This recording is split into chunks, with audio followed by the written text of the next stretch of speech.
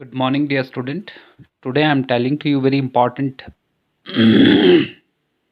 sorry theorem of rotational motion. Why it is important? Its importance is due to these theorems we can find out the moment of inertia of any object about any axis. So that's why these theorems are very important. See, there are two theorems of moment of inertia. Number first said the parallel axis theorem. Why it is named as parallel axis? There are, as you can observe, there is a body. This is called rigid body, which is made up of many particles. There are two axes of rotation. Number one is called xy. This xy axis is passing from center of mass. C is for center of mass. And this AB axis is parallel to this xy. It means you have to find out the moment of inertia of this rigid body about axis AB. And you know the axis which is passing from center of mass is xy. Since it is a rigid body which is made up of many particles. Like I had taken an arbitrary particle here, that is called ith particle, having mass mi, which is having distance from center of mass ri, having distance from axis AB how much? X. And the distance between these two parallel axes AB and XY is how much? D. So what will be the moment of inertia about axis AB? So you know formula of moment of inertia, you know IAB is equal to sigma mi into x square. This is moment of inertia formula. We had done this derivation earlier. But here what is the value of x? X is equal to d plus ri. X is equal to d plus ri. Now substituting their value here. So it will become a plus b whole square. On simplifying this, it will become sigma ith particle mi d square plus ri square plus 2 into d into ri. Will it become like this? Now multiplying sigma mi for all. What is sigma I? Sigma mi for ith particle, that is called total mass. This is called total mass of the rigid body.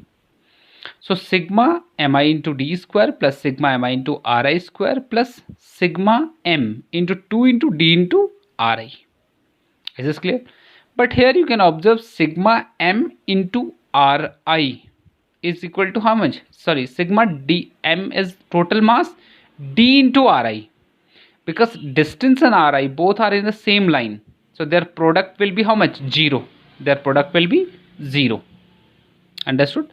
So this term will become 0. So what is left here?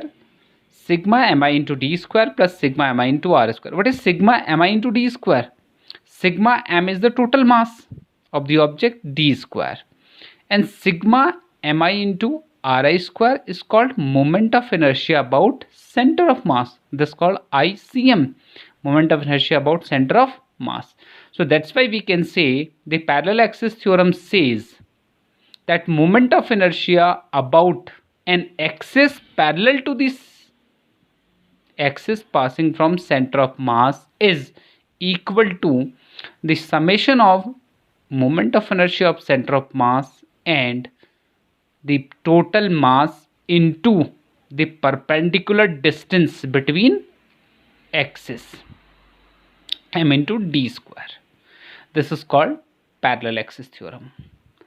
Now second theorem which is very important here, that is called perpendicular axis theorem. That's a sign of perpendicular axis theorem. So see, there are three axes for a rigid body. There are how many axes? Three axes: x axis, y axis and z axis. Suppose I have to find out moment of inertia about any axis, either z axis, x axis and y axis. In this case I am finding the moment of inertia about z axis.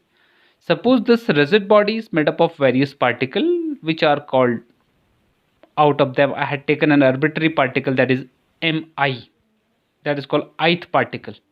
So this ith particle is having its distance from x-axis is how much? yi. The particle, this mi, is having distance from y-axis is how much? xi. This particle mi is having its distance from z-axis is how much? ri. Is this clear or not? This ri is the distance from z-axis. So x-axis distance is this. So this is called yi. From y-axis distance is xi. Understood or not? So like this, suppose I have to find out moment of inertia about z-axis. So what will be the moment of inertia about z-axis? That is sigma ith particle mi into ri. This is called ri because distance from z-axis is ri. But according to the geometry, ri is the hypotenuse. So ri is equal to xi square. Ri square is equal to xi square plus yi square. Xi square plus yi square. Multiplying sigma m inside this, so what it will become? This will become like this. So it is sigma mi into xi. Sigma mi into xi. So xi means the moment of inertia about y-axis. And this is sigma mi into yi square. This is called moment of inertia about x-axis. It means perpendicular axis theorem says the moment of inertia about any axis is equal to the summation of moment of inertia about remaining two axes, that is ix plus iy. So more fine definition you can write from your book, though the mathematical definition is also sufficient. Thank you and have a great day. These derivations are important for doing the derivation or finding the value of moment of inertia for various objects which are given to in your NCERT book. So you have to go through your NCERT book and there is a table and which is telling you about the formula of moment of inertia. Though I had already circulated you notes of this chapter in which a table is given and which is telling you about the moment of inertia for various objects about different axes. It means for same object at different axes, the formula of moment of inertia will have different value. Thank you and have a great day. Keep on doing practice.